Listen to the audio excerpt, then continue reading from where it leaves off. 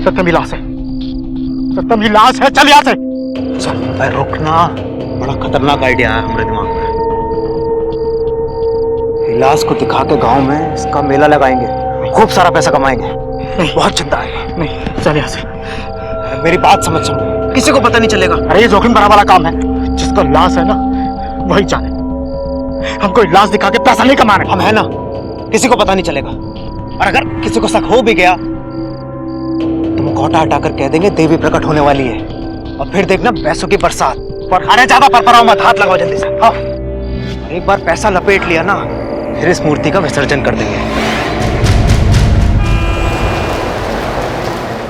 सुनो सुनो सुनो, अब कलयुग में होगा भक्तों का कल्याण, सभी को मिलेगा अपनी समस्या का समाधान, बोलेगा देवी मैया का नाम। सिर्फ 60 दिन, केवल 60 दिन में अवतारित होंगी देवी, स्वयं भूमूर्ति से अवतारित होंगी। सुनो सुनो सुनो, सबको मिलेगा अपनी समस्या का समाधान, कलयुग में होगा सबकी समस्या का समाधान।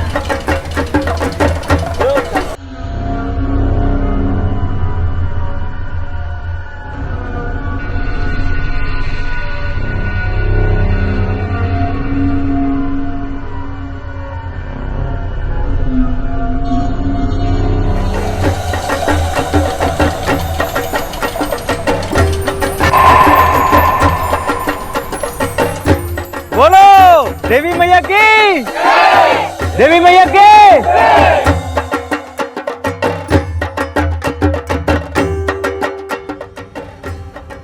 ये लो दादा आपकी चाय। वाह, बहुते बढ़िया चाय है। क्या बोला भैया? हाँ, अब तो पूरे ही भक्त बन गए हो, खूब पुण्य कमा रहे हो। किसी का कल्याण हो या ना हो, इनका तो हो रहा है। खूब नोट छान रहे हैं भैया। नोट तो पता नहीं, पर बदबू जरूर छान रहे।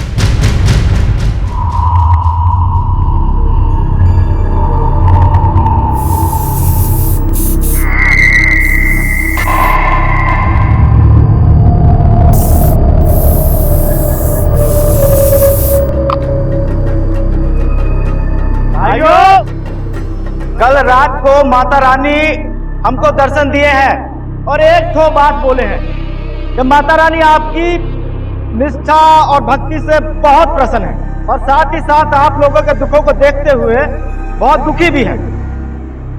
माता रानी बहुत जल्द प्रकट होंगी आपकी दुविधाओं का नाश करने के लिए। तो माता रानी की, माता रानी की। तो भाइयों, अब आप लोग आइए और माता रानी की आरती लगाइए। देखिए, हमने आप लोगों के लिए माता रानी को 1000 के नाटों का माला चढ़ाया है। अब जो मुझसे बन पड़ेगा वो मैं जरूर चढ़ाऊंगा। माता रानी की, माता रानी की। ये हमारे तरफ। ना भाई ना, हम कोई पंडित पुजारी तो है नहीं, हम तो माता रानी के सेवक हैं, और पूरी जिंदगी माता रानी की सेवा में गुजारनी है। आपके चढ़ावे को तो हम हाथ नहीं लगाएंगे।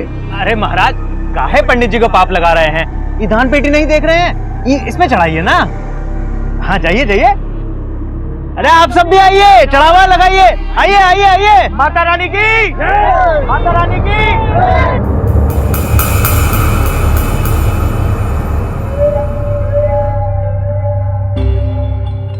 जब कोई विश्वास की दुकान खोलकर बाजार लगाता है, उसका विज्ञापन करने के लिए गलियों में उतर आता है, तो यकीन मानिए कि वो विश्वास का सौदा कर रहा होता है, अंधविश्वास को बेच रहा होता है। अंधविश्वास के ऐसे व्यापार में ना तो कोई श्रद्धा होती है और ना ही कोई भक्ति, बस होता है तो सिर्फ पैसा। इसके पीछे मंशा सिर्फ एक ही होती है, झूठ की चाशनी को शहद बनाकर दिखाना और उसमें सीधे साधे लोगों को मक्खियों की तरह फंसाना।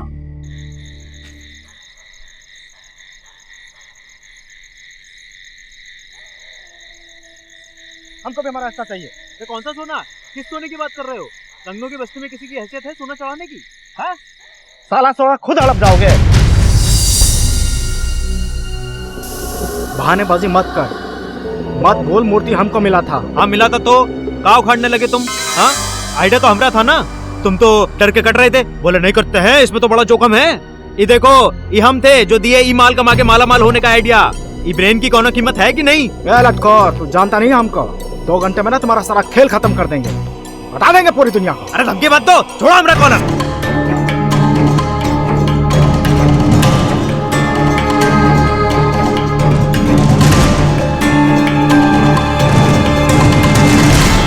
हेलो दरोगा बाबू,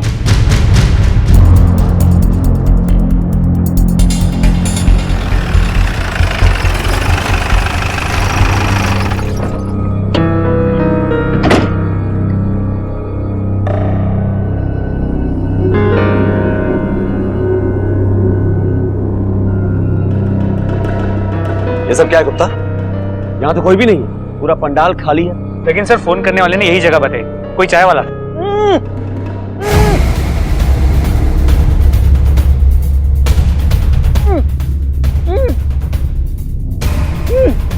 खोलो से। साले ससुरा मिलिएगा हमका, फिर बता देते हैं।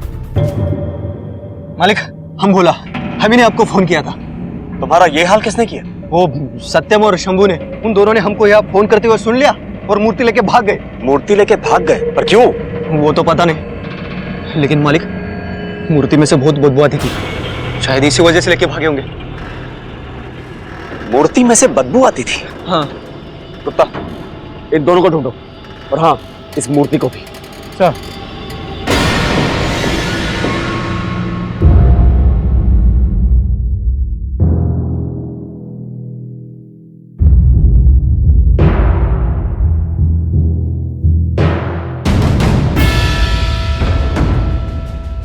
गुप्ता तुम इसी मूर्ति की बात कर रहे थे? हाँ सर, यहाँ के मछुआरों से पता चला।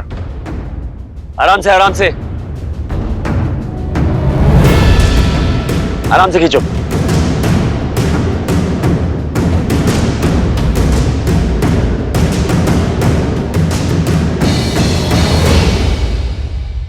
सर इस मूर्ति में से किसी औरत के बाल निकल रहे हैं।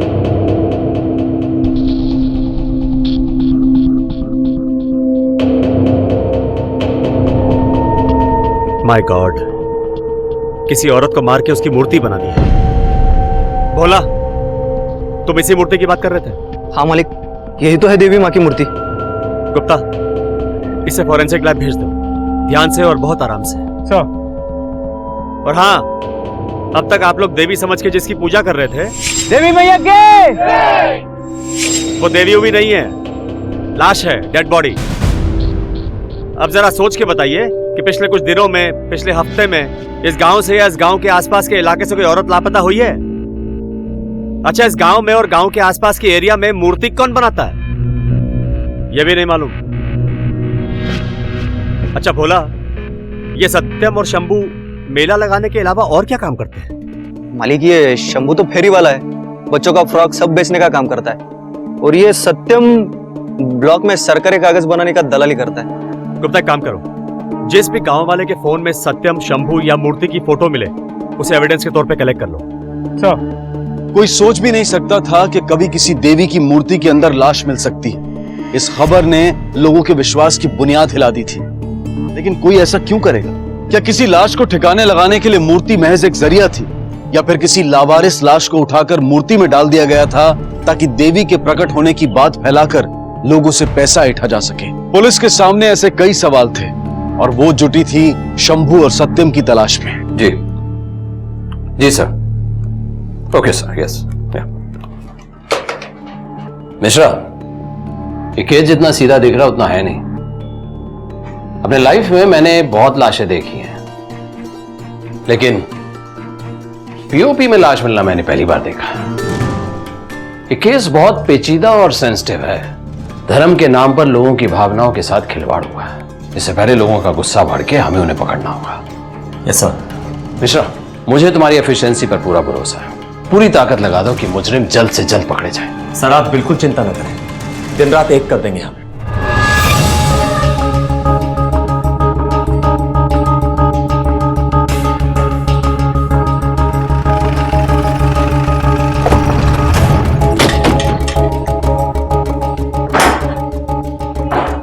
घर का कोना कोना छान मारो। सर जी सर।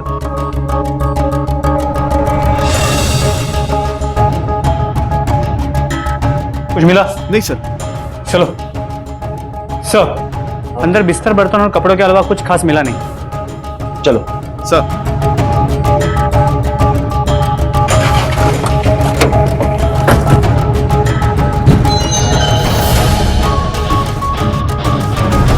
ढूंढो। सर,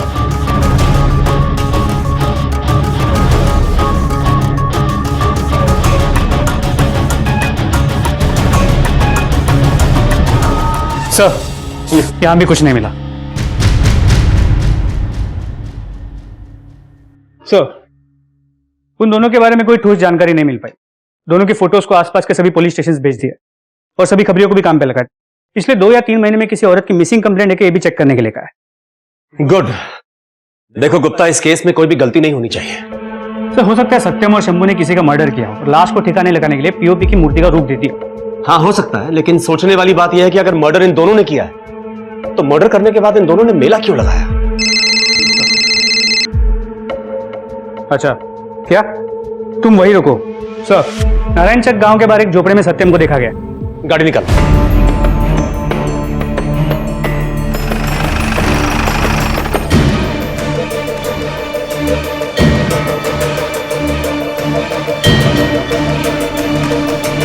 तू यहां बाहर नजर रख। चलो।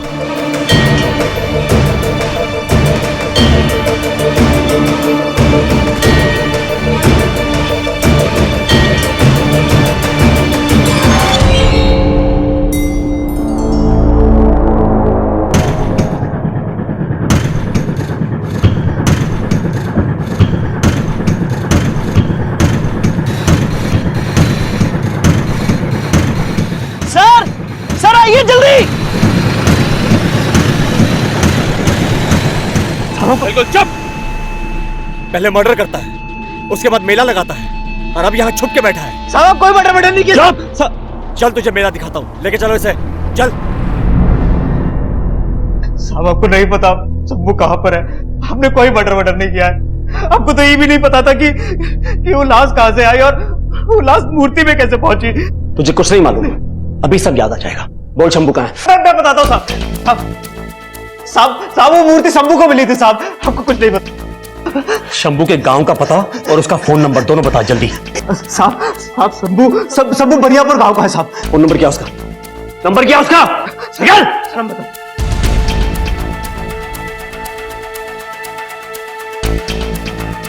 ये नंबर काम नहीं कर रहा है, कृपया नंबर जांच लें। गुप्ता, काम करो, इस शंभू के सारे कॉल रिकॉर्ड बाहर निकालो and most important last location क्या थी पता करो। सर, मैं भी देखता हूं तेरा ये शंभू कब तक बिल में छुप के बैठा रहता है। समझा तू?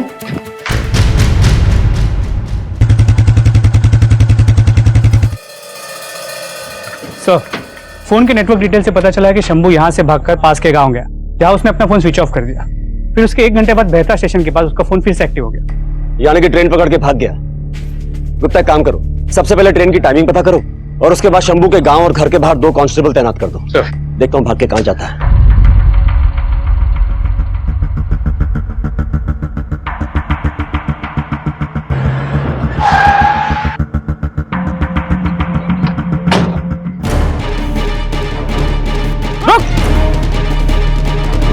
शंभू रुक।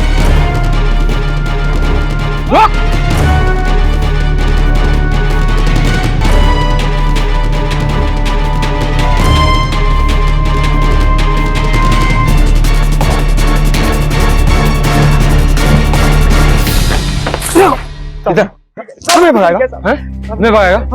कुछ नहीं किया। ए, पकड़। क्या इसमें? ए, चेक कर इसको। बोल रहे साहब, हम कुछ नहीं किया साहब। कुछ नहीं किया। साहब कुछ नहीं किया साहब। चल, ए, उठा इसको। ए, चल। साहब कुछ नहीं किया। साहब कुछ नहीं किया है साहब।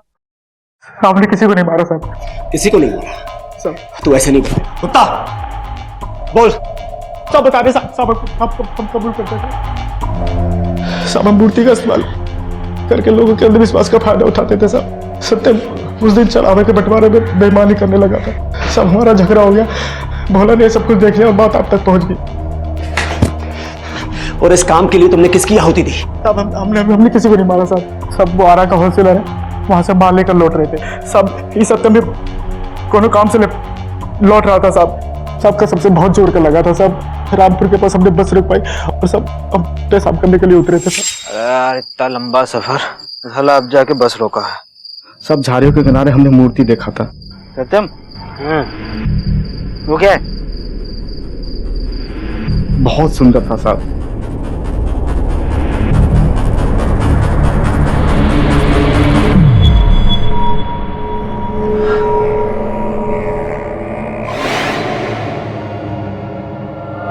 सत्य में लाश है। तब सब हमें पता चला कि इस मूर्ति के अंदर एक लाश है। तब हम तो बहुत डर गए थे। क्यों बे? तुमको हमारी शक्ल पे लिखा है कि हम पखलौल हैं, कि तुम कोई भी कहानी बनाओगे और हम मान जाएंगे। अब मैं आखिरी बार पूछ रहा हूं, सच सच बोल, सच बोल, वरना यही पुलिस स्टेशन में तेरी मूर्ति बना दूंगा। बोल, तुमने किसको मारा और मार के मूर्ति में डाल दिया? बोल। साहब हम सच्ची सच्ची कह रहे हैं। आपको नहीं मालूम था उसमें किसका लाश है। साहब हमारा मत मारा गया था, लोग ने आगे मूर्ति को उठा रहे थे साहब।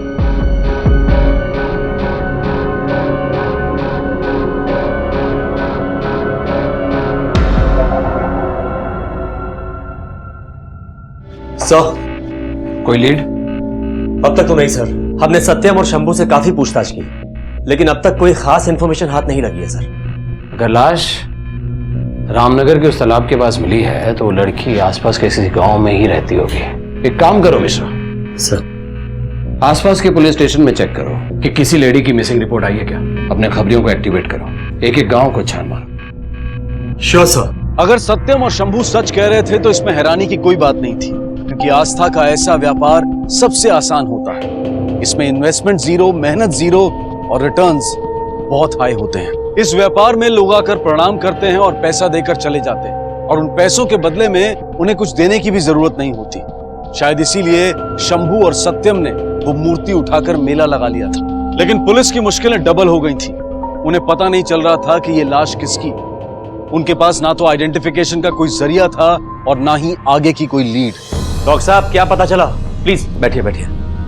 जी, मूर्ति से बॉडी किसी औरत की मिली है। एज करीब 30 के आसपास की होगी। उस औरत को पहले किसी ने मारा, फिर पीओपी लगाया है। बॉडी कितनी पुरानी? 2 से 3 हफ्ते पहले मारा गया। और मौत का कारण? उसके सर पे किसी हैवी चीज से वार किया गया है, या फिर उसके सर को बार बार दीवार पे या जमीन पे मारा गया है। उसकी बॉडी से ये सोने की बाली मिली।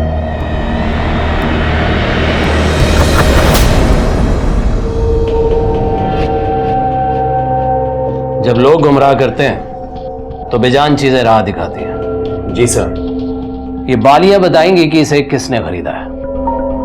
हर दुकान पर दस्तक दो, खोद निकालो जुर्म की जड़ को।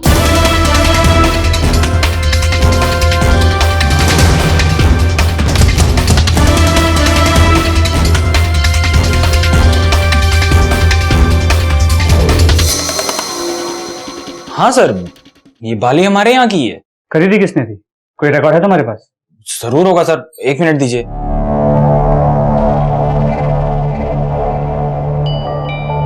हाँ सर, ये 4 महीने पहले एक ये जगन सिंह नाम के आदमी ने खरीदी है। जगन सिंह, जगन नौटंकी मंडल। ठीक है, तुम वही रुको। सर, खबरी ने बताया कि नौटंकी का मालिक जगन अभी वही है। तारका सुरकावर नाम की किसी नौटंकी की ड्रेस रिहर्सल कर। सर, उसने और एक बात बताई, उसकी बीवी कविता 1 महीने से किसी को भी दिखी नहीं।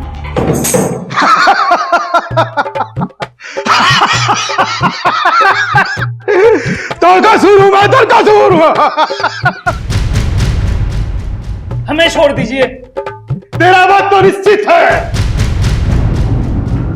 पीछे देख, पुलिस।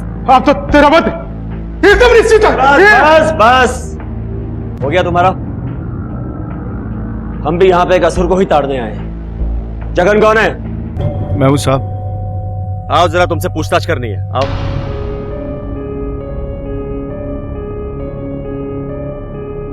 जगन, तेरी पत्नी कविता कहाँ है? सर, तीरथ पे गई। हम यहाँ तेरी नौटंकी सुनने नहीं आए हैं, सच सुनने आए हैं। तुझे क्या लगा कि तू अपनी ही पत्नी का मर्डर करके हमको नौटंकी दिखाता रहेगा और हमें पता ही नहीं चलेगा? क्या कह रहे हैं सर? कविता का खून? नाटक मत कर। हमने नहीं मारा सर। सर, हमें तो पता ही नहीं उसका कत्ल हो गया। तेरी पत्नी इतने दिनों से गायब है और तूने अब तक उसकी मिसिंग कंप्लेंट ही नहीं लिखवाई।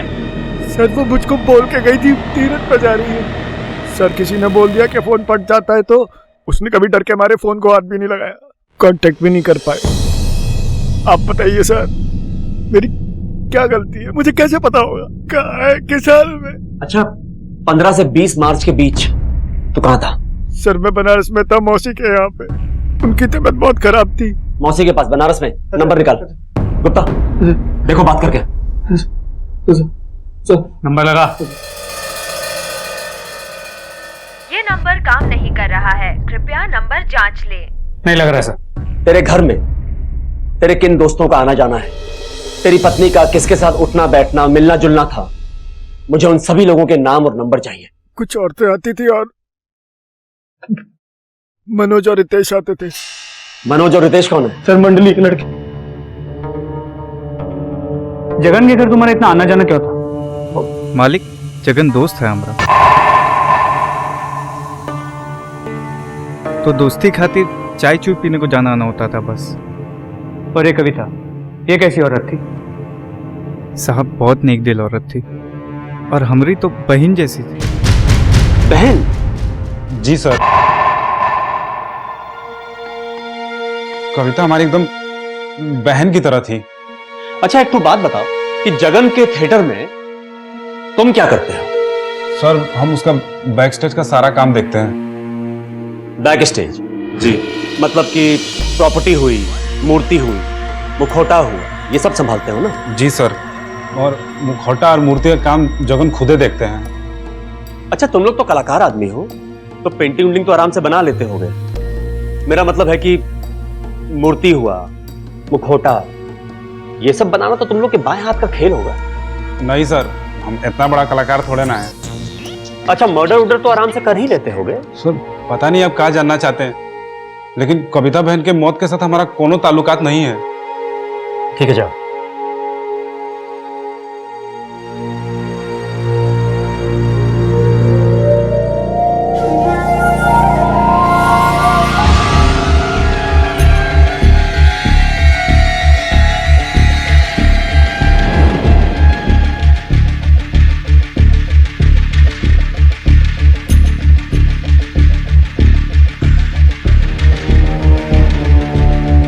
गुप्ता तुम लोग नीचे तलाशी लो, मैं ऊपर देखता हूं। चल ऊपर दिखा।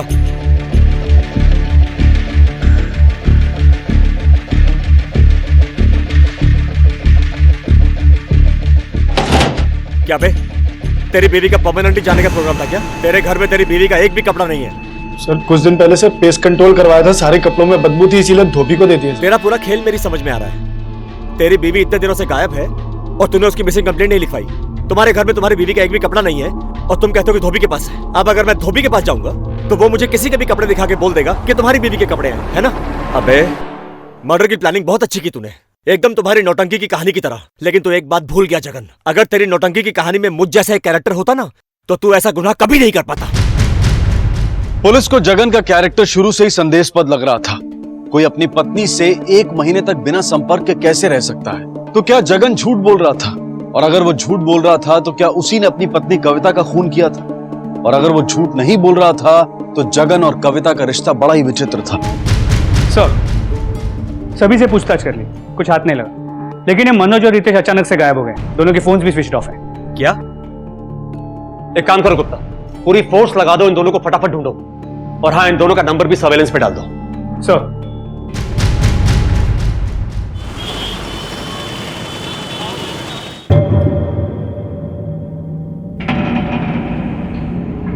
सर अभी अभी पता चला कि मनोज का फोन फिर से एक्टिव हो गया, लेकिन सिम किसी और के नाम पर है। कहां पे हुआ है? करवा में। गुप्ता एक काम करो, करवा पुलिस को हमारे आने की खबर दे दो और हाँ उनसे कहना कि हमसे कोऑर्डिनेट जरूर करते रहे। सर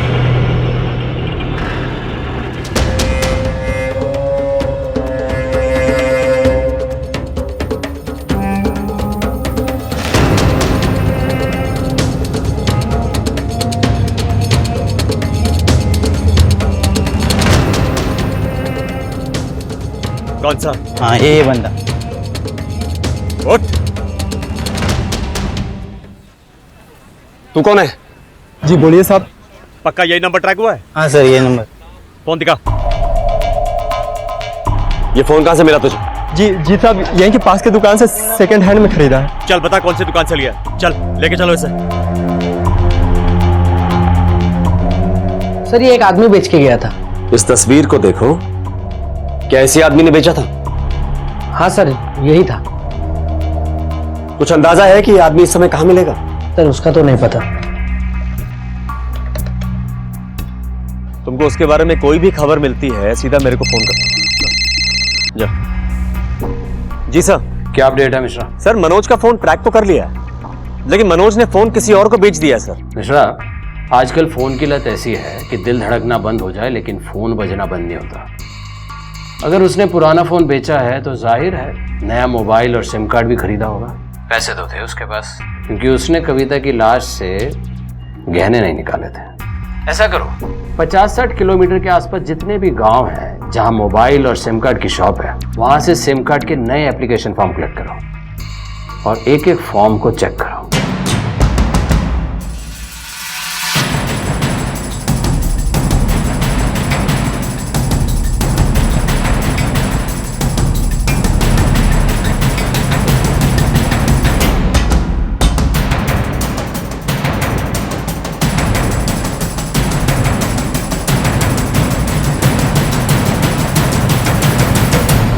सर आपका शक सही निकला।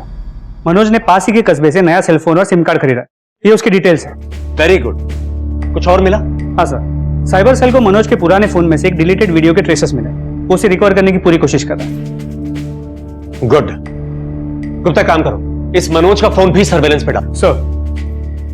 पुलिस मनोज और रितेश को पकड़ने के लिए जमीन आसमान एक कर रही थी, पर क्या ये कोशिश रंग लाएगी?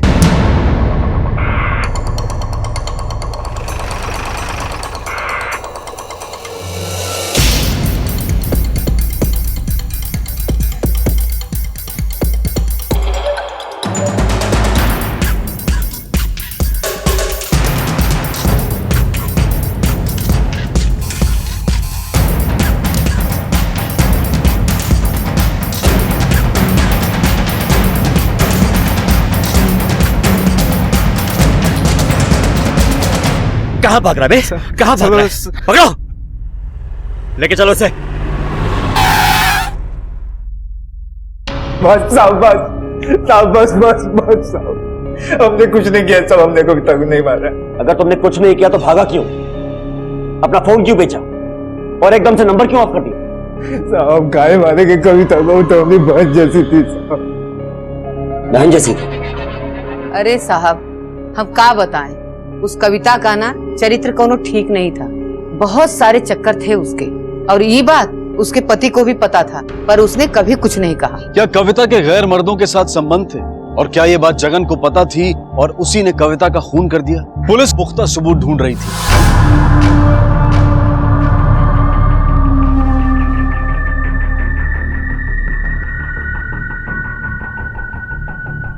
सर इसके छज्जे पे मिला, बिल्कुल वैसे ही है जैसे उस मूर्ति पे था। अच्छा, तो तूने अपनी बीबी को मारकर उसकी मूर्ति बना दी और भी लोगों को मारकर उनकी मूर्ति बनाकर विसर्जन करने का इरादा था तेरा? नहीं सर। बोल और किसको मारने की प्लानिंग कर रहा था? बोल। सर मैं सच बोल रहा हूँ सर, ऐसे मार्क्स और भी खरीदे मैंने। तुझे क्या लगता है हम क्या झुबरी तलैया से हैं जो हमें बेवकूफ बना रहा है? बोल। मैं सच कह रहा हूँ सर, और भी 2 मास्क रिहर्सल हॉल में रखे हैं सर। रिहर्सल हॉल में रखे हैं? चल दिखा, चल। अरे देखना यार, उस वाले में देख जाके, वो देख नीचे वाले।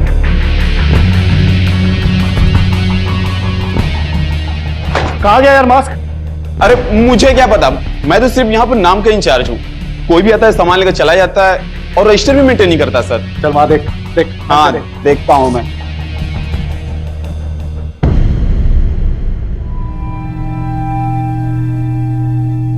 सर एक मास्क मिला है, एक नहीं मिल रहा सर। देवी माँ का कॉस्ट्यूम भी गायब है। हमारे साथ नौटंकी करके हमको बेवकूफ बनाने की कोशिश कर रहा है। गुप्ता, इन दोनों को हवाला लेके चलो। चलो। हमने कुछ नहीं किया सर। अरे यूपी हिले, बलिया हिले, पटना हिले ला। हाँ भैया, कुछ खाए खाएगा? जाओ किचू खाएगा।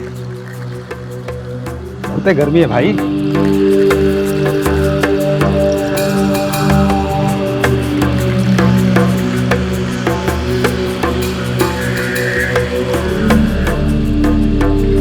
क्या तुम वहीं रुको।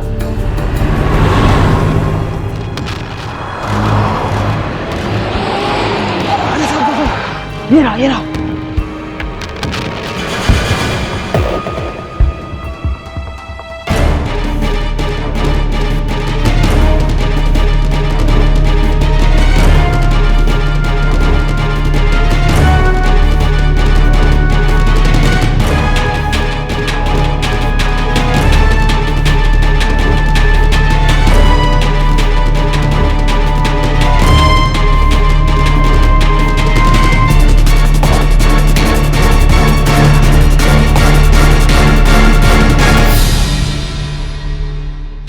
ले चलो इसे। सर हम कुछ नहीं किए सर। मैं आखिरी बार पूछ रहा हूं, सच बोल दे। अरे सर हम कुछ नहीं किए हैं। कुछ नहीं किया, अभी बताएगा तू। अरे सच बोल रहे सर, हम कुछ नहीं किए हैं।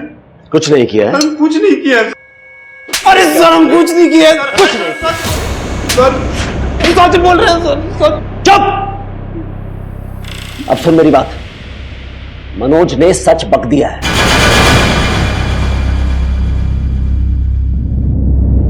अब ये कुछ नहीं किया बंद कर और सच बोल। बोल। सच बोल रहे सर, हम कुछ नहीं किए हैं। क्या मनोज और रितेश ही कविता के असली कातिल हैं? या कविता का पति जगन है उसका असली हत्यारा? पुलिस को जगन पर शक तो था, लेकिन वो पुख्ता सबूत ढूंढ रही थी। और तभी हेलो, हाँ बोलो। अच्छा ठीक है, ओके सर। फोरेंसिक लैब से फोन था, मोबाइल की वीडियो रिकवर हो गई। गुड। बहन जैसी थी।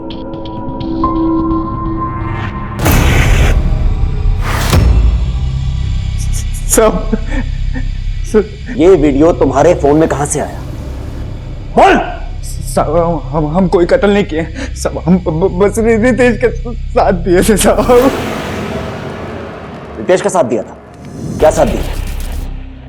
क्या साथ दिया रितेश का तुमने? कविता बहुत खूबसूरत थी साहब, इसीलिए रितेश हमेशा उसके पीछे लगा रहता था। सब पसंद हम भी करते थे, लेकिन हमारी कभी हिम्मत नहीं हुई उसके पास जाने की। लेकिन रितेश साहब पता नहीं कौन से मिट्टी का बना था, एकदम पागल ही था साहब। हमेशा उसके नजदीक जाने की कोशिश करता था। और एक दिन साहब वो कविता को बाजार में अकेले पकड़ लिया और अपने दिल का बात कह दिया। अरे कविता भौजी, प्रणाम। रितेश तुम यहाँ पे? वो कहा है ना कि आपसे एक बात कहनी थी। हाँ बोलो। अरे भौजी वो कहा है ना कि आप हमको बहुत अच्छी लगती हैं और हम आपसे बहुत प्यार करते हैं। दिमाग खराब है तुम्हारा, पगला गए हो तुम? तुम्हें दिखता नहीं हम शादीशुदा हैं? तुम्हारे भैया को पता चलेगा ना, खूब मारेंगे तुमको। हम आपसे बहुत प्यार करते हैं, एक बार समझिए तो।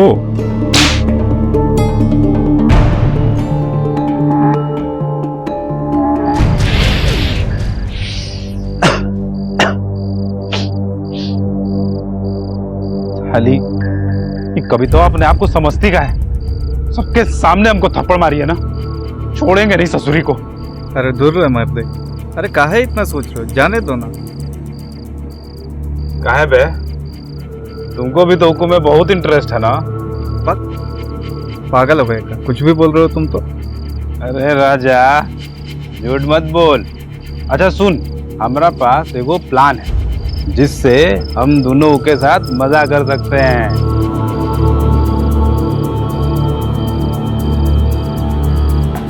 ए, तुम्हारा ना दिमाग खराब हो गया। देखो भाई, हमको तो कोनो लफड़ा में नहीं पड़ना। अरे कोनो लफड़ा नहीं होगा, तो हमारा बात सुन।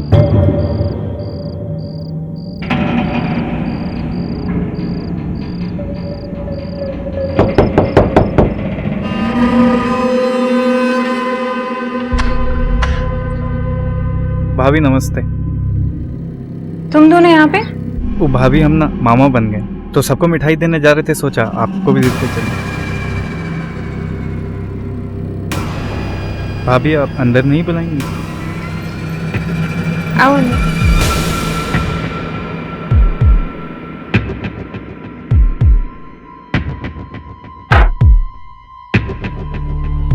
भाभी आज हम बहुत खुश। लीजिए पेड़ा खाइए।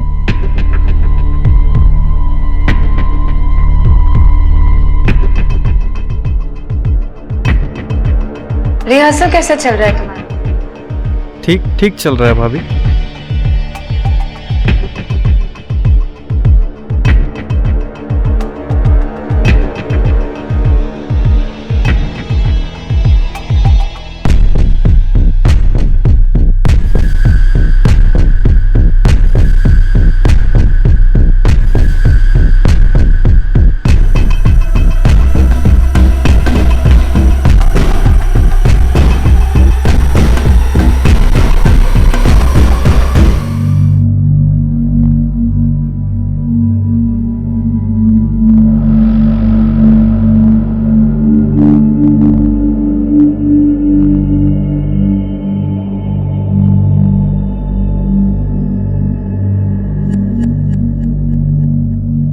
शुरू में तो बहुत ही चुप थी, बाद में उल्टा हमी को धमकाने लगी।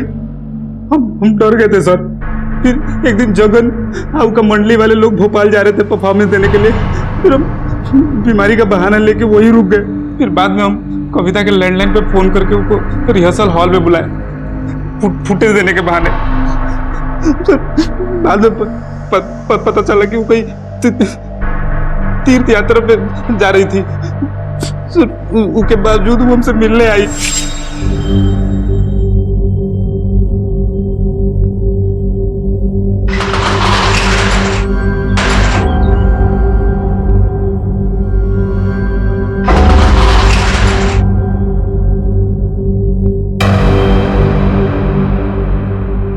हमको हमारा वीडियो दो।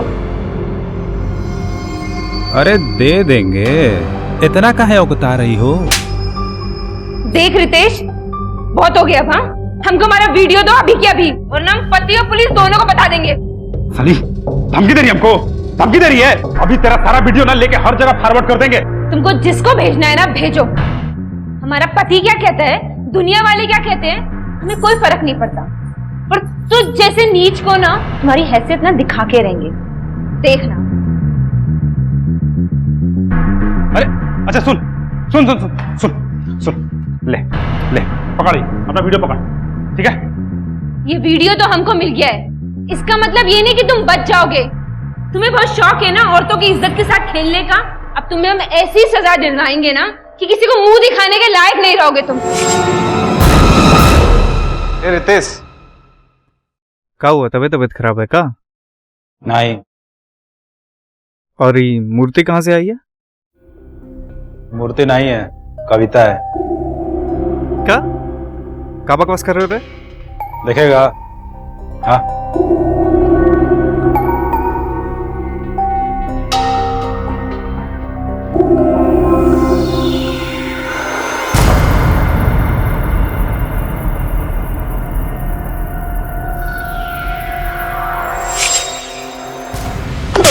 सर माफ करिए सर।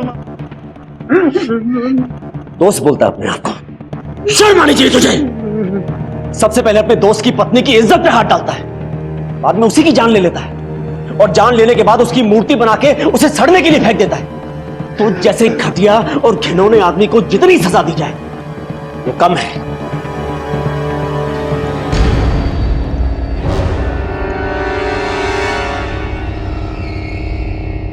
कविता की हत्या के इस मामले ने इस बात की फिर से एक बार पुष्टि कर दी कि हमने अपने समाज में औरतों को खुलकर जीने की, अपनी बात कहने की और अपना दुख दर्द बांटने की आजादी नहीं दी है। अगर मनोज और रितेश कविता को ब्लैकमेल कर रहे थे तो उसने कभी इसके बारे में किसी को कुछ बताया क्यों नहीं? पहले ही दिन से इसके खिलाफ आवाज क्यों नहीं उठाई? इसमें दोष सिर्फ कविता का नहीं, हमारी मानसिकता का है, हमारे नजरिए का है, जो ऐसे किसी भी अपराध का शिकार बनने के बाद औरतों को एक अलग तरीके से नीची नजर से देखता है। क्यों ऐसे अपराध में बदनामी होती है औरतों की? अगर कोई आपका सामान लूट लेता है या आप किसी हिंसा का शिकार होते हैं तब तो आपकी बदनामी नहीं होती, तो फिर ऐसे अपराध में औरतों की बदनामी क्यों? बदनामी का यह डर ही ऐसे हैवानों को ऐसे घिनौने अपराध करने का अवसर देता है। ये बेहद जरूरी है कि हम अपने आसपास के लोगों की मानसिकता, उनका नजरिया, उनकी सोच बदलने की कोशिश करें। इसी विचार के साथ मैं अनूप सोनी अब आपसे विदा लेता हूं। फिर मुलाकात होगी अगले एपिसोड में और खुलासा करेंगे एक और जुर्म का। तब तक अपना और अपने परिवार का ख्याल रखें और देखते रहें क्राइम पेट्रोल डायल 100। सबक एक को सीख हम सबको। जय हिंद।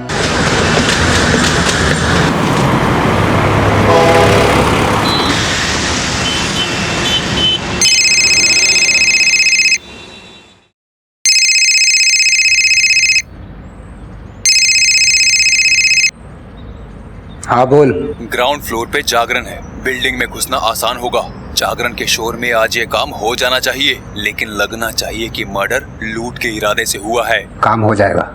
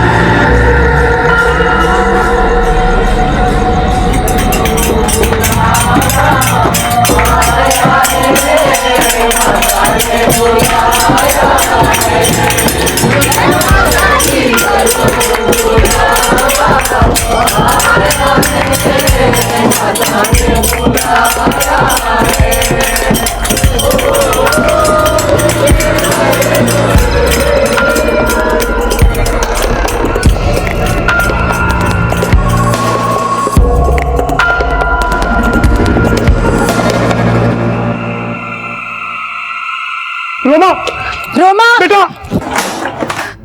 रोमा, बेटा, रोमा बेटा कहाँ जा रही है? रोमा, रुको, रोमा रोमा, रोमा, रोमा सुनो, बेटा कहाँ जा रही है? रोमा रोमा रोमा, रोमा बेटा, रोमा, बेटा ना।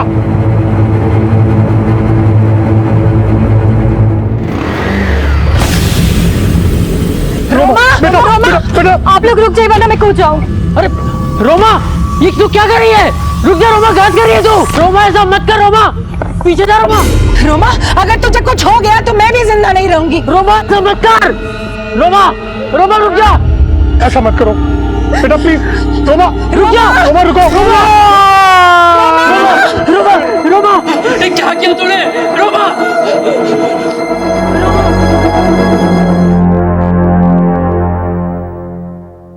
एक तरफ हत्या की साजिश और दूसरी तरफ आत्महत्या का मंजर, और इन दोनों का संबंध मुंबई मलाड में रहने वाले भाटिया परिवार से था।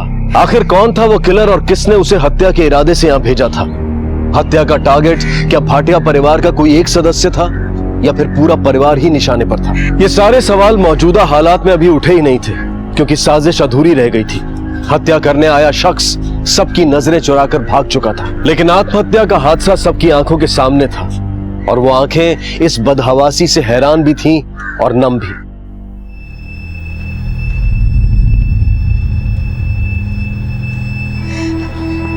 बेटा, अगर तुझे कुछ हो जाता तो मैं अपने आप को कभी माफ नहीं कर पाता। मैं मानता हूं बेटा कि मैंने अपने बच्चों के लिए कभी कुछ नहीं किया, लेकिन आज मैं खुद सबको ये खबर सुनाने वाला था कि मुझे बहुत बड़ा प्रॉफिट हुआ है, लेकिन तूने मौका ही नहीं दिया बेटा। मैं सच कह रहा हूं। हाँ राधा, अब हमारी बेटी जिस कॉलेज में चाहे एडमिशन ले सकती है, महंगे से महंगा कोर्स कर सकती है बेटा।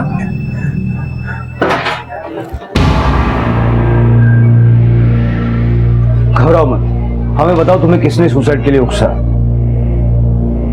सर, मैंने सुसाइड करने की कोशिश नहीं की, मेरा पैर फिसल गया था।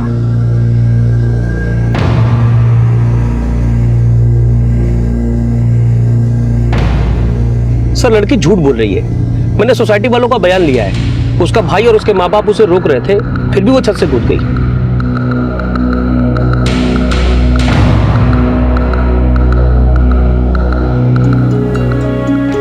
पुलिस पूछताछ करने आई थी। पर मैंने बोल दिया कि वो एक्सीडेंट ही था। पर हुआ क्या है जो रोमा? बच्चे अक्सर अपनी जिद में ऐसी गलतियां कर बैठते हैं। वीरेन इम्पोर्टेंट नहीं होता तो मैं जरूर रुकता था, लेकिन तुम मजा कर यार, जलसा करने पाए। थोड़े दिन के लिए फैमिली वालों को बाहर घुमा के ला, बिजनेस मैं संभालूं। मैं चलता हूँ। स्कोर बोल में क्या हुआ? अरे वेदर कैसा माहौली में? बारिश का चांस है? मिस्टर भाटिया जी, प्रताप सरदेसाई ने भेजा है मिस्टर एंड मिसेस भाटिया के लिए। Thank you. Happy anniversary. Attention attention. हाँ, अपने पेरेंट्स की 25th मैरिज एनिवर्सरी के ओकेजन पे मैं और रोमा आपसे कुछ कहना चाहते हैं। रोमा।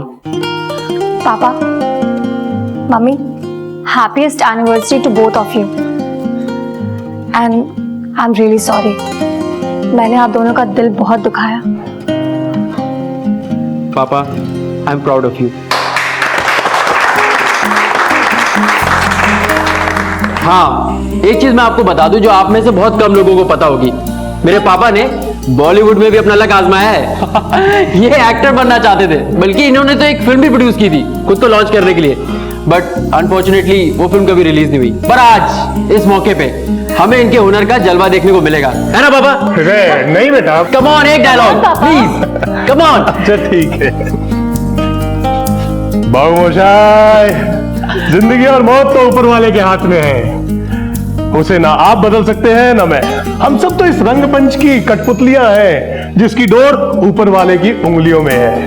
कौन कब कहां कैसे उठेगा ये हम सब में से कोई नहीं बता सकता। क्या बात है।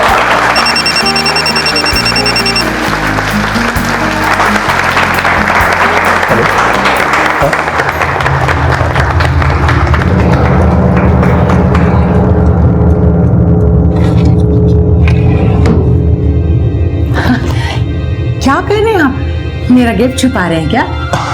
नहीं वो अब मैं दरअसल तुम्हारा गिफ्ट लेने ही जा रहा था। वो कम वक्त डिलीवरी बॉय आया नहीं अब तक। मैं बस गया और आधे घंटे में वापस आया।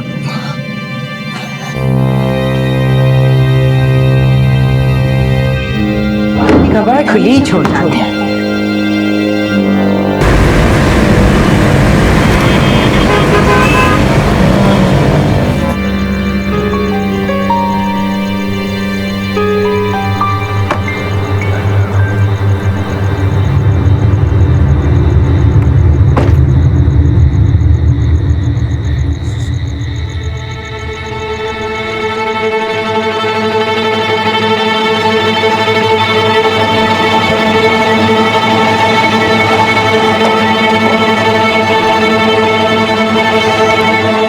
पूरे 50,000। ये क्या कर रहे हो तुम?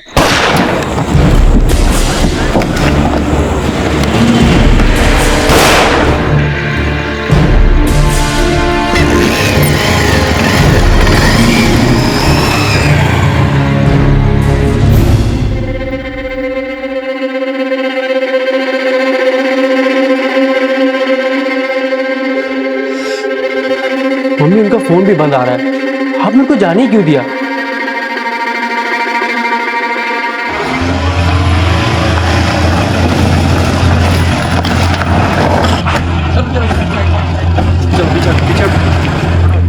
किसने फोन किया था? सर मैंने किया था। मेरा नाम किशोर है, बस यहीं जा रहा था। लाश और गाड़ी को देखा तो मैंने आपको फोन किया। पाटिल, गाड़ी चेक करो।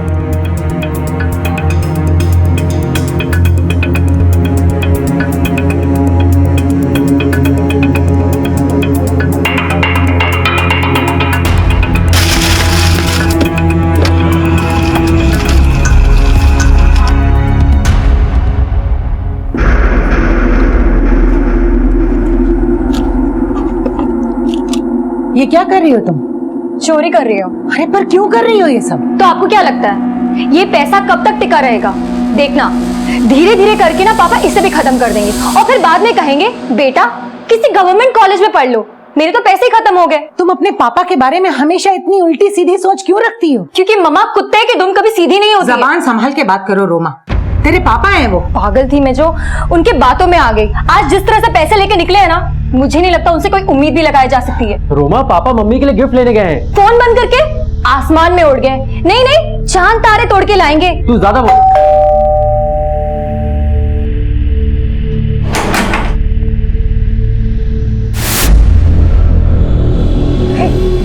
ये नहीं हो सकता। आप झूठ बोल रहे हैं, ये नहीं हो सकता। देखिए, मैं आपकी हालत समझ सकता हूँ, लेकिन मुझे वीरेन के बारे में कुछ बात करनी है। पार्टी छोड़ के गिफ्ट लेने चले गए, पार्टी से पहले याद नहीं आया? जी वो डिलीवरी बॉय आने वाला था, वो नहीं आया तो इसलिए। कहाँ जाने का बोल के निकले थे? ऐसा कुछ भी नहीं बताया। बिजनेस क्या है उनका? Import export. गोरेगांव में ऑफिस है हमारा। उनकी पर्सनल या प्रोफेशनल लाइफ में किसी से कोई लड़ाई झगड़ा, कोई अनबन? ये छुपाइए मत हमसे। पापा की उनके बिजनेस पार्टनर के साथ कुछ अनबन चल रही थी। नाम क्या है बिजनेस पार्टनर का? प्रफुल्ल ठक्कर। अनबन की वजह? पापा पिछले 4 साल से उनके साथ बिजनेस कर रहे थे। पापा को ऐसा लगता था कि वो पैसों का गबन करके अकाउंट्स में झूठी एंट्री डालते हैं।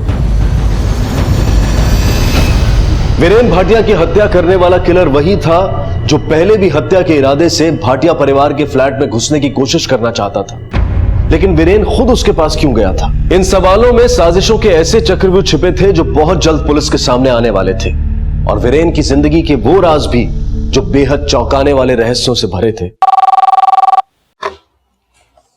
हेलो वीरेन भाटिया। आप बोल कौन रहे हैं? वीरेन भाटिया का यार बोल रहा हूं, और उसको बोलना कि फोन बंद करके रखने से कोई फायदा नहीं होगा। घर का पता भी अच्छी तरह से जानता हूं। आप बोल कौन रहे हैं? 10 लाख रुपया लेना है मुझे उससे। आप अपनी फर्म का नाम बताइए, मैं अकाउंट चेक करके। हमारे धंधे में अकाउंट वकाउंट कुछ नहीं होता। कौन दे उसको? आपका नाम क्या है? अमिताभ बच्चन। अब दे वीरेन भाटिया को फोन। पापा इस दुनिया में नहीं रहे।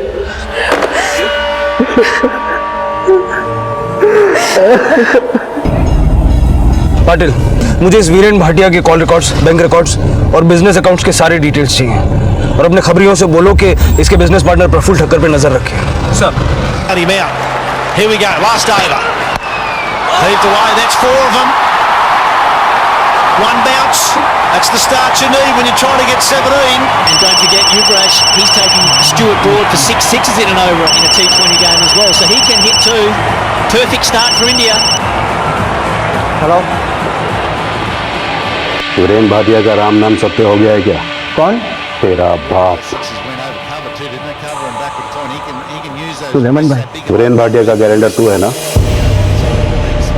पता कर वो वाकई मर गया है कि नहीं, और अगर वो सच में मर गया है तो मेरे 10 सीताफल तू चुकाएगा।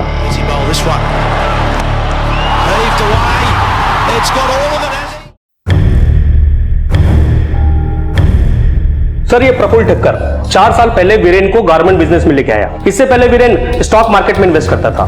मैंने वेरीफाई किया सर, दोनों के पास एक्सपोर्ट ऑर्डर की कोई कमी नहीं थी, लेकिन मुनाफा बहुत कम था। हो सकता है वीरेन के बेटे का शक सही हो, प्रफुल्ल वीरेन को चूना लगाता हो। लेकिन सर, ये वीरेन भी कोई दूध का धुला नहीं था। ये देखिए कॉल रिकॉर्ड्स। पिछले कई महीनों में वीरेन के नंबर पे जो आउटगोइंग और इनकमिंग कॉल्स हुए हैं, उनमें से ज्यादातर नंबर्स बंद हैं। मर्डर के पहले के कॉल रिकॉर्ड्स क्या कहते हैं? सर, मर्डर से पहले रात को 9 बजे बैंड्रा के एक पीसीओ से फोन आया था, और 2 घंटे पहले एक नंबर से और कॉल हुआ था जो किसी प्रताप सरदेसाई के नाम पे रजिस्टर्ड है। सर, ये प्रताप सरदेसाई और वीरेन भाटिया की रोज बातचीत होती थी। कहाँ रहता कहाँ ये प्रताप सरदेसाई? अनेरी लोखंड वाला सर। मूव।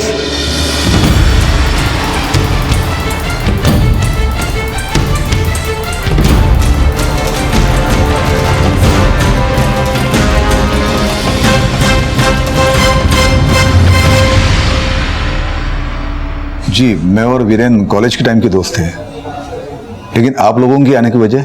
आपको नहीं पता कि शनिवार की रात को वीरेन भाटिया का मर्डर हो गया है? क्या? ये कैसे हो सकता है? शनिवार को आपकी वीरेन के साथ क्या बात हुई थी? शनिवार को तो उसकी मैरिज एनिवर्सरी थी, उसने मुझे इनवाइट किया, तब मैं बिजी था तो मैं जा नहीं पाया। आखिरी बार कब मिले थे उससे? वही मैरिज एनिवर्सरी के 1 हफ्ते पहले। किस सिलसिले में? सब उसे कुछ पैसे उधार चाहिए थे। आपके दोस्त वीरेन के कौन कौन दुश्मन बन गए थे, आप कुछ बता सकते हैं? अब मैं क्या बोलूं साहब, मेरे तो कुछ समझ में नहीं आ रहा साहब। जब समझ में आ जाए तो हमें बता दीजिएगा। प्रफुल्ल ठक्कर के साथ साथ इस पे भी नजर रखो।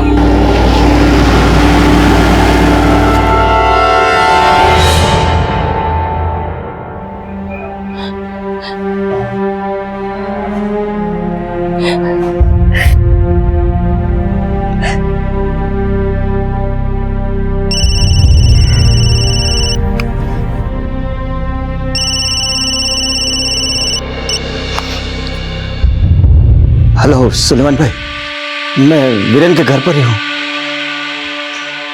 उनके घर वालों से मिला, लेकिन मैं कुछ नहीं जानता। मुझे मेरे पैसे चाहिए बस। 2 दिन है तेरे पास।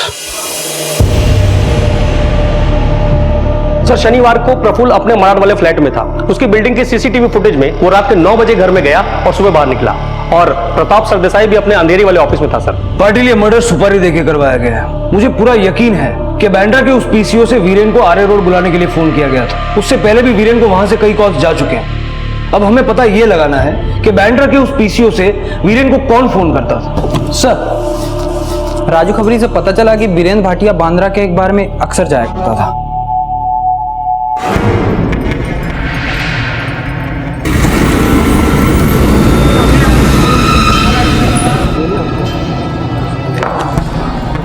चलो सुनो, इसको पहचानते हो? ये तो रेगुलर कस्टमर है, समझ लो इसका अड्डा ही है। कौन कौन बैठता है इसके साथ? वैसे तो उसके बहुत सारे यार दोस्त आते हैं। ये दोनों आते हैं? हाँ साहब, ये दोनों आते थे, लेकिन एक बार इस आदमी के साथ बीरेन सेठ का बहुत बड़ा झगड़ा हुआ था। अरे तू खुद को क्या समझता है? तुझे क्या लगा तू कुछ भी बोलेगा और मैं मान लूंगा? किस बात पर झगड़ा हुआ था? वो तो पता नहीं साहब, लेकिन दोनों बहुत बड़ी बड़ी बातें कर रहे थे। करोड़ों के डील, लाखों के लेन देन। सेठ लोग थे साहब।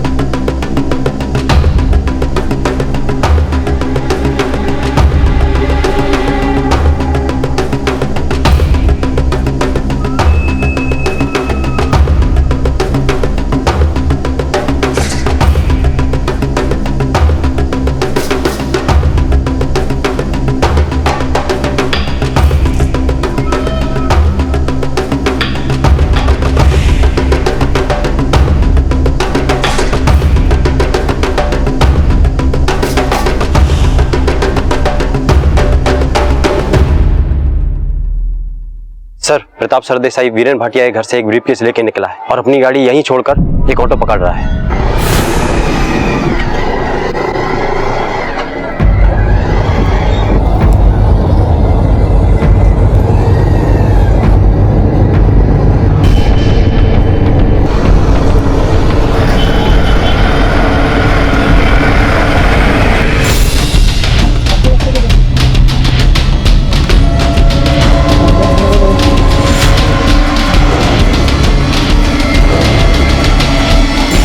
ओवरटेक करो।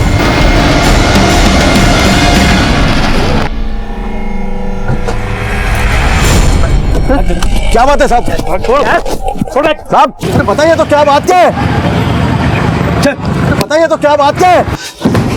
अरे साहब आपको कोई गलतफहमी हुई है। मैं किसी किलर को पैसे देने नहीं गया था वहां पे। मैं तो थाने स्टेशन जा रहा था। अपनी गाड़ी छोड़ के ऑटो से? मैं नासिक जा रहा था, 4 बजे की ट्रेन थी, इसलिए मैंने गाड़ी वहां पे छोड़ दी। वीरेन के मर्डर में तेरा क्या आता है? सर मैं उसे क्यों मारूंगा, वो तो मेरा दोस्त था। दोस्त जब कर्जदार हो जाए और पैसे चुकाने का नाम ना ले रहा हो। आप लोग गलत समझ रहे हो। तेरा वीरेन से झगड़ा नहीं हुआ था? सितारा बार, बैंड्रा, कुछ याद आ रहा है? वो तो साहब ऐसे ही क्या? किससे मरवाया वीरेन को? मैंने नहीं मरवाया उसे, उसने तो खुद अपने पैरों पे कुल्हाड़ी मार ली थी। साफ साफ हुआ यार, मैं जिंदगी से तंग आ गया हूं।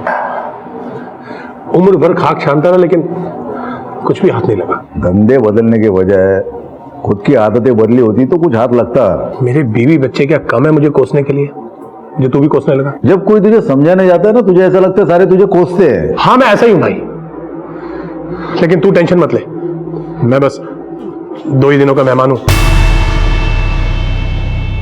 अबे चढ़ गई क्या तुझे? मैं सही कह रहा हूं, मैंने खुद को मरवाने के लिए सुपारी दी है। सर पहले तो मुझे विश्वास ही नहीं हुआ, लेकिन वो सच बोल रहा था सर। खुद को मरवाने की लंबी चौड़ी प्लानिंग कर रखी थी उसने। मैंने तेरे 20 पेटी देने हैं और बैटिंग वालों के 10 पेटी। मेरा 50 लाख का इंश्योरेंस है।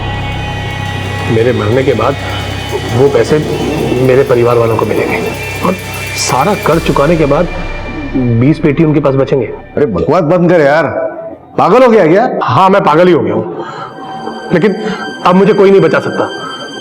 मैं उस किलर को एडवांस पैसे भिजवा चुका हूँ। अरे तू खुद को क्या समझता है? तुझे क्या लगा तू कुछ भी बोलेगा और मैं मान लूंगा? बैठ तो भाई। छोड़ यार, तेरे जैसों के साथ दोस्ती नहीं रखनी मुझे। बाहर में जा साले।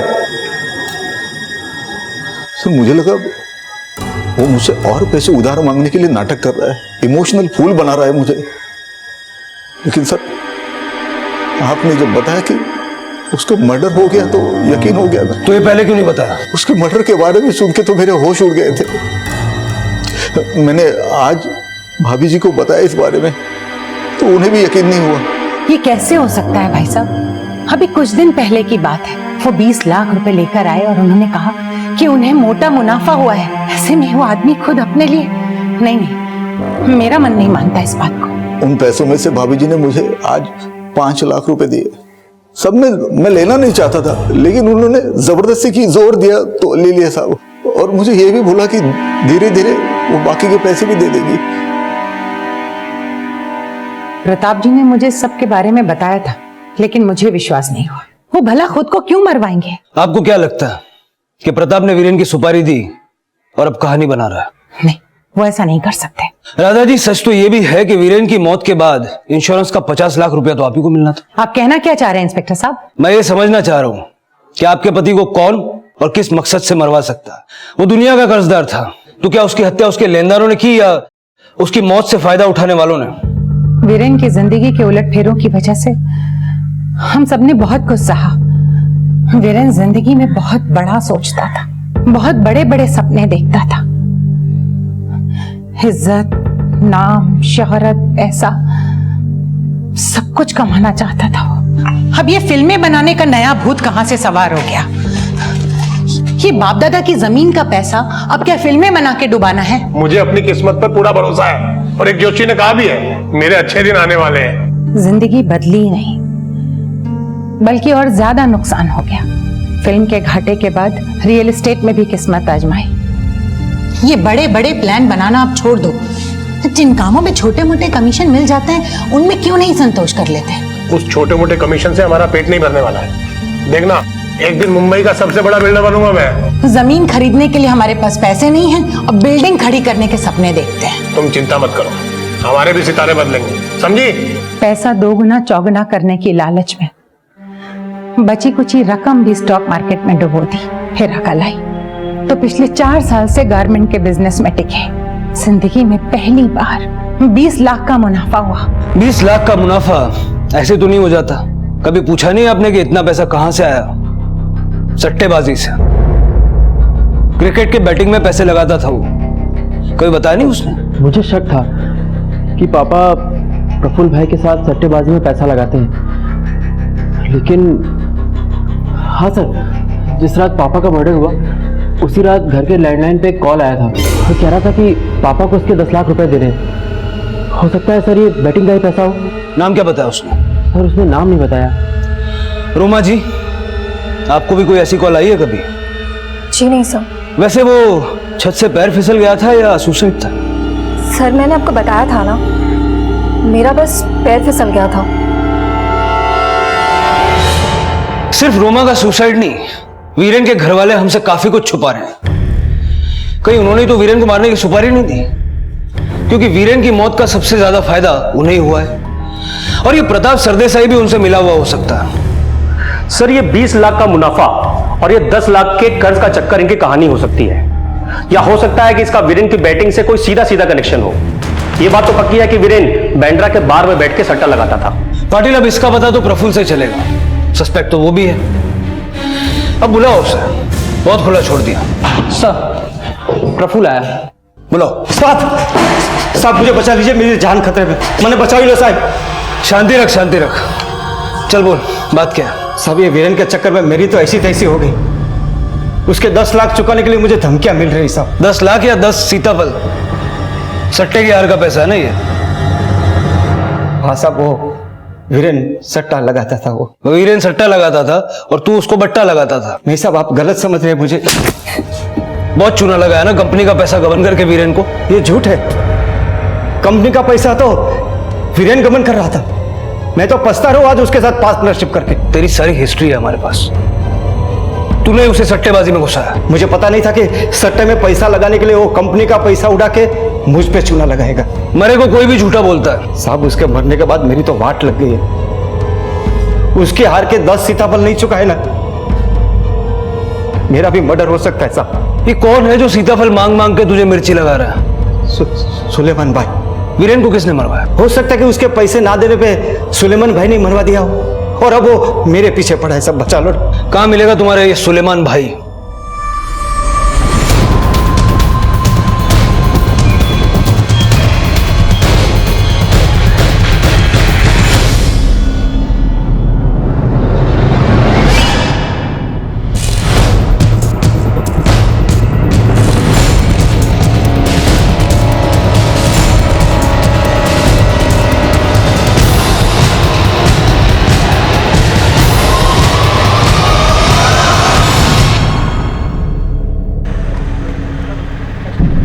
ये लीजिए। क्या है ये? किसने दिया? इन्होंने दिया। अरे सुनो तो।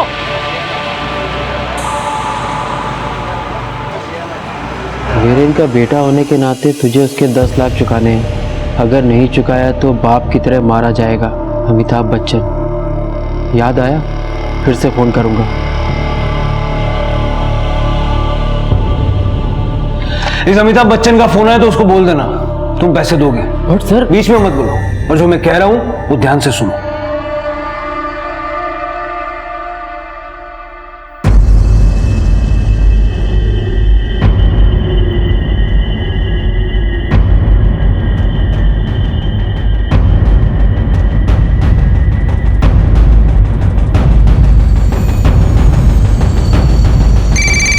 उसी का कॉल है सर।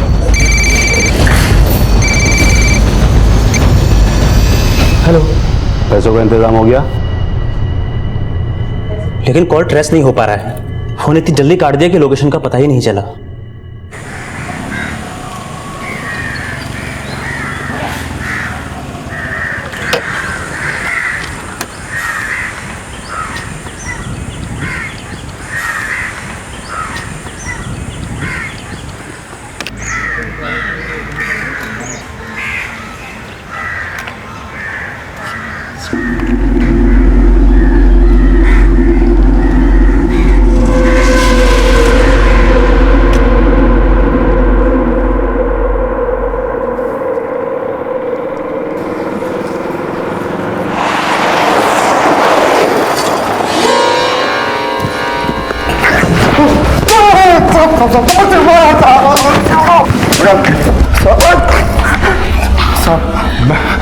सुलेमान के बारे में कुछ नहीं जानता साहब। मैं तो सिर्फ लेन देन का काम करता हूँ राजन भाई के कहने से। ये राजन भाई कौन है? मैं नहीं जानता साहब। उससे कोई भी काम होता वो मेरा खोली पे आ जाता था साहब।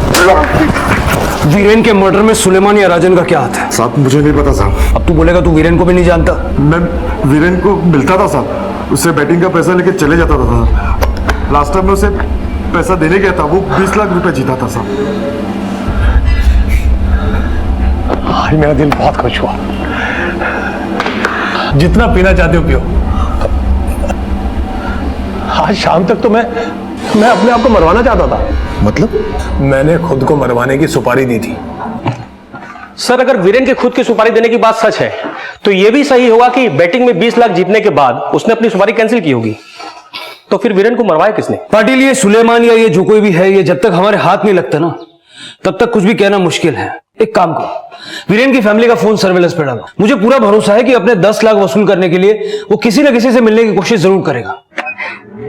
मम्मी, मुझे एडमिशन मिल गया। अरे वाह बेटा, ये तो बहुत अच्छी बात है। अब तो खुश है ना? मम्मी मैं बहुत बहुत बहुत खुश हूँ। माँ, अब सबसे पहले प्रफुल्ल के साथ पार्टनरशिप खत्म कर दी है। थोड़ा इंतजार करते हैं, हो सकता है कि वो। हेलो।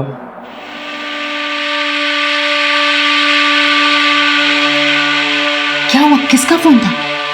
पापा का कर्जदार मारने की धमकी दे रहा है। हाँ, मैं पुलिस को जाके सब बताता हूँ। अरे नहीं बेटा, पुलिस को बताने से क्या होगा।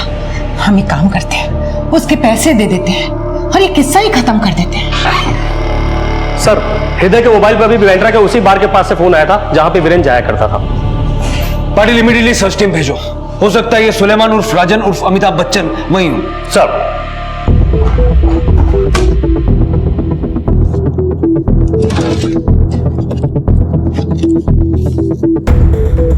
ये ले, संभाल के जाना। हाँ,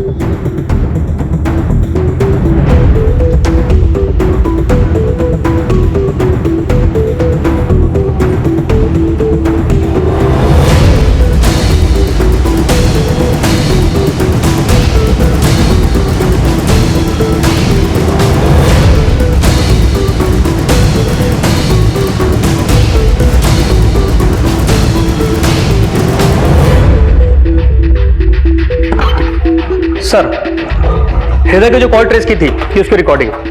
हेलो, 9 बजे तक पहुंच जाओ वरना ठीक नहीं होगा। मतलब हृदय का फोन सर्वेलेंस पर डालने से पहले उसको कॉल आ गई थी। अभी उसके फोन की लोकेशन क्या है?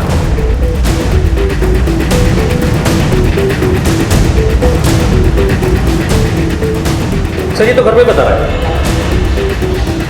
तो 9 तो बजने वाले हैं।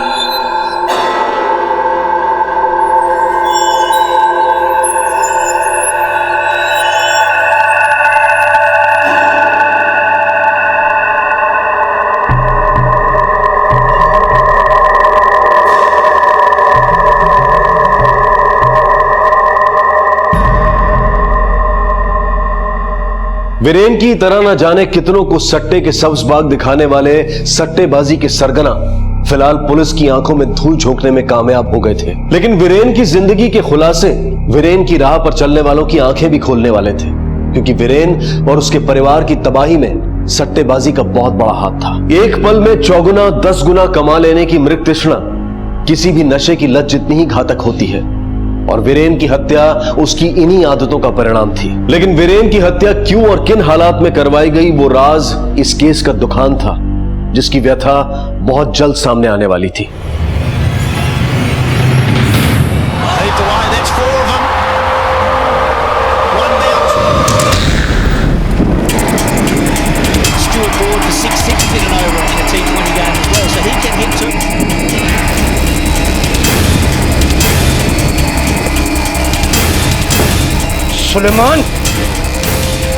सुलेमान खूब बैटिंग करता है साले। वीरेन को क्यों मरवाया? सर, मैं मानता हूं कि मैं वेटिंग करता हूं, लेकिन मैं कोई किलर नहीं हूं सर। तूने खुद नहीं मारा होगा तो किसी से मरवाया होगा। सर, इसी तरह अगर हम अपने कस्टमर को मरवाते रहे ना तो हमारे साथ बेटिंग कौन खेलेगा? हम लोग धमकी जरूर देते बड़ी बड़ी, ताकि कोई भी कस्टमर हमारा पैसा ना खा सके और हमारे बारे में गलत भी ना सोचे, बस। और जब कोई पैसे दे ही ना तो? सर, मैं अच्छी तरह से जानता था कि वीरेन की हैसियत नहीं है मेरे 10 लाख रुपए लौटाने की, इसीलिए मैंने प्रफुल्ल के जरिए उसे टिप दिलवाई और किस पे सट्टा लगाना है ये बतवाया। और जो 20 लाख रुपए है ना सर, वो मैंने ही उसे जितवाए थे, ताकि उसमें से 10 लाख रुपए जो मेरे थे मैं वो वसूल कर सकूं और उसकी उम्मीद को जिंदा रखूं, ताकि वो खेलना बंद ना करे, बस। इतना करके भी उसने तुम्हारे 10 लाख तो वापस दिए नहीं? आप गलत सोच रहे हैं सर। ना ही मैंने वीरेन को मरवाया है और ना ही मैंने उसे मारा है। वो क्यों मरा, कैसे मरा, किसने मरवाया, मुझे कुछ नहीं पता सर। हाँ, उसके मरने के बाद मैंने उसके बेटे और प्रफुल्ल को फोन जरूर किया ताकि अपने 10 लाख रुपए वसूल कर सकूं, लेकिन जब से आपने मेरे आदमी को पकड़ा मैं वो 10 लाख भी भूल चुका था सर। लेकिन वो 10 लाख तो तूने लिए वीरेन के बेटे से। मैंने सर मार क्यों रहा है? मैं बोल रहा हूं ना आपको। मंगलवार को बांद्रा के सितारा बार से तूने वीरेन के बेटे को फोन किया। ना ही मैंने किसी से पैसे लिए हैं और ना ही मैंने किसी को फोन किया है सर, प्लीज बिलीव मी।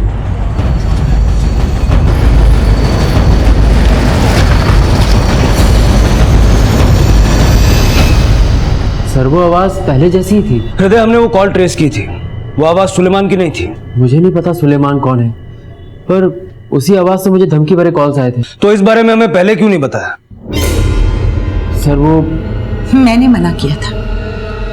मैं अपने पति को पहले ही खो चुकी हूँ और 10 लाख के लिए मैं अपने बेटे की जान को खतरे में नहीं डालना चाहती थी। पाटिल ये गुत्थी सुलझने की बजाय और उलझती जा रही है। क्यों ना भाटिया परिवार का झूठ पकड़ने के लिए हम रोमा के सुसाइड वाले हादसे से शुरुआत करें।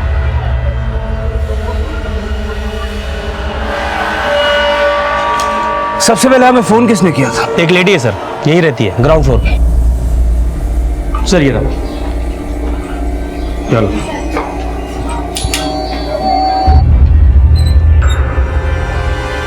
जी आपसे कुछ बात करनी थी। देखिए साहब, हमने कुछ नहीं किया।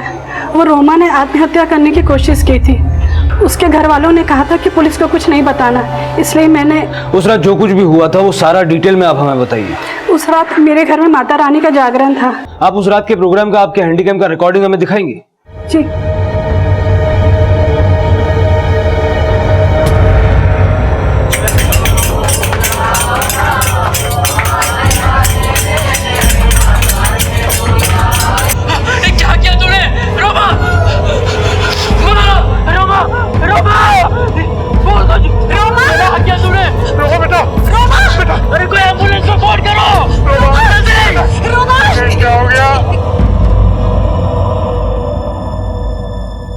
ये तो जगताप है, हिस्ट्री शीटर।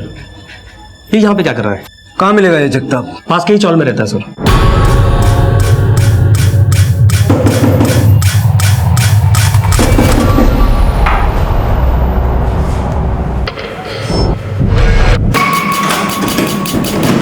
छोड़ो मुझे, छोड़ो मुझे। अरे कहाँ ले चल रहे?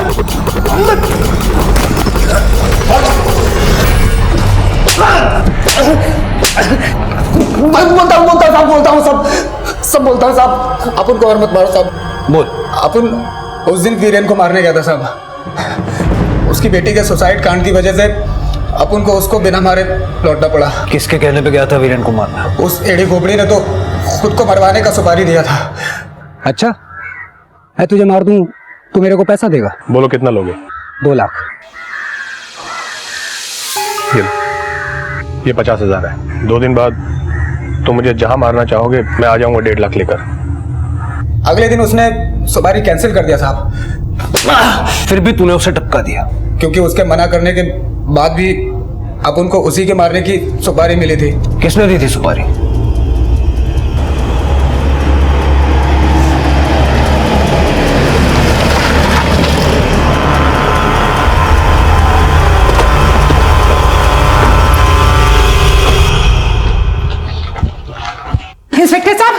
इंस्पेक्टर साहब मेरी बात सुनिए। इंस्पेक्टर साहब मेरी बात सुनिए। मेरे बेटे ने किया क्या? इंस्पेक्टर साहब मेरे बेटे को कहा सुनिए ना। कहाँ लेके जा रहे हैं? इंस्पेक्टर साहब, हे भगवान। साहब आपको कोई गलत इंफॉर्मेशन मिली। मैं अपने पापा को क्यों मरवाऊंगा? उस दिन अपना फोन घर पे छोड़ के तू तेरे बाप के बैटिंग का 10 लाख रुपया नहीं बल्कि तेरे बाप की सुपारी का 5 लाख रुपया देने गया था जगताप को। हाँ, मैंने सुपारी दी थी जगताप को। मैंने मरवाया अपने बाप को। तेरी माँ और बहन भी शामिल है ना इसमें? 50 लाख का इंतजार कर रहे हैं सबके सब। वो इस बारे में कुछ नहीं जानते। ये काम सिर्फ मैंने किया, अकेले। हमारा जीना आराम कर दिया था उसने। शराब, बेटिंग, हमारी बिल्कुल परवाह नहीं थी उसको। सिर्फ बड़ी बड़ी बातें करना जानता था। अगर मैं उसको नहीं मरवाता ना तो वो दिन दूर नहीं था जब मैं माँ और रोमा सड़क पे होते। ये प्लान कब बनाया तूने? मैंने कोई प्लान नहीं बनाया था, लेकिन एक दिन मुझे पता लगा कि मेरे बाप ने खुद को मरवाने की सुपारी दी थी। बस उसी दिन उसने मैंने मरवाने का सोचा। जगताप, मुझे अब मरना नहीं है। सुपारी कैंसिल। और हाँ, वो जो एडवांस मैंने तुझे दिया था वो तो रख, लेकिन आज के बाद मुझे फोन मत करना।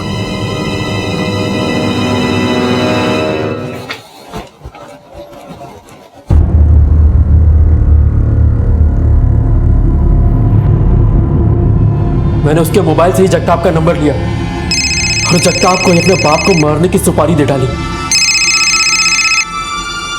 ग्राउंड फ्लोर पे जागरण है। बिल्डिंग में घुसना आसान होगा। जागरण के शोर में आज रात ही काम हो जाना चाहिए, लेकिन लगना चाहिए कि मर्डर लूट के इरादे से हुआ है। काम हो जाएगा। पर उस दिन रोमा के सुसाइड अटेम्प्ट के कारण वो काम उस दिन नहीं हो पाया। पर मैरिज एनिवर्सरी वाले दिन मैंने जगताप को पापा को फोन करने को बोला था।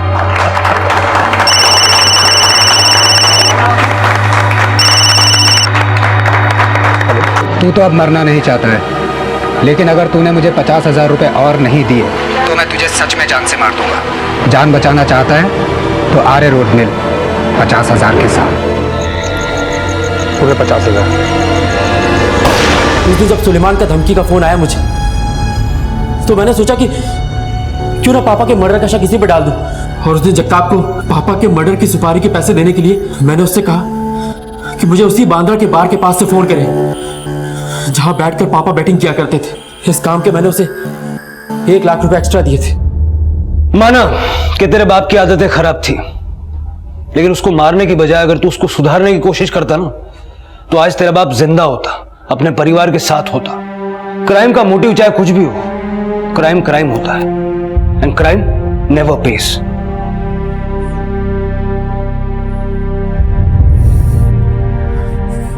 वीरेन पैसा कमाने के लिए जो हथकंडे अपना रहा था, वो इंसान को सिर्फ तबाही की ओर ले जाते हैं। लेकिन जब अपने भटक जाएं तो उन्हें रास्ते पर लाने की कोशिश अपने ही कर सकते हैं। अपनी कोशिशों से निराश होकर अगर अपने ही अपनों का खून बहाने लगे तो फिर ना रिश्ते बचे रहेंगे और ना ही इंसानियत। इसी विचार के साथ मैं अनूप सोनी अब आपसे विदा लेता हूं। फिर मुलाकात होगी अगले एपिसोड में एक और चौंका देने वाले केस के साथ। तब तक अपना और अपने परिवार का ख्याल रखें और देखते रहें क्राइम पेट्रोल डायल 100। सबक एक को सीख हम सबको। जय हिंद। इस तरह के और भी एपिसोड देखने के लिए हमारे चैनल को सब्सक्राइब करें और बेल आइकन दबाना ना भूलें।